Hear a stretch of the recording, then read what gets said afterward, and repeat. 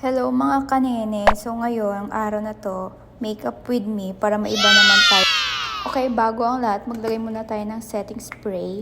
Ayan, para kunwari ma-ready yung skin natin bago tayo maglagay ng mga makeup. And next, maglagay naman tayo ng foundation para matakpan ang ating mga impurity sa mukha. So ang gamit po pala natin is Maybelline in the shade na hindi ko alam kung anong shade to.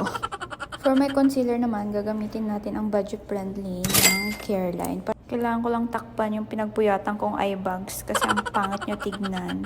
For my setting powder, mga kanene, gagamitin ko ang Nichido para ma-highlight ko yung mga gusto kong i-highlight sa mukha ko. Mahal ko naman ang pangako pero mas mahal ko ang palangga ko. Siyempre, for my kilay, hindi ako papauli dahil isa din akong kilay goals, no? Kasi kung hindi na ako magkilay, ako na mag-extend yung noo ko. For my eyeshadow, mga kanene, ang gamit ko na palette is yung Play to Slay ng Careline. So, naglagay lang muna ako ng baseline na white.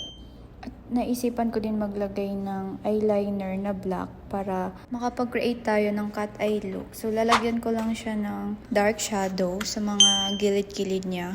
Next, I used the Uncover palette ng Everbilena para maglagay ng darker shade sa eyes ko. Naglagay po pala ako mga kanene ng concealer para burahin ko yung mga pagkakamali ko sa buhay ko. Char. Gumamit ulit ako ng Play to Slay ng Careline palette para maglagay ng glitters. Wala lang, trip ko lang maglagay. Oh, pak, sino ka dyan, girl? Next naman, ang pinaka-paborito kong part is ang pagno-nose line. Kasi hindi ko naman may tatanggi sa mukha ko na mukha talaga akong Pilipino dahil sa ilong ko. Char. O yan, mekos-mekos lang tayo para ma-blend ang dapat i-blend. Char. Then, I use YOU for my lipstick.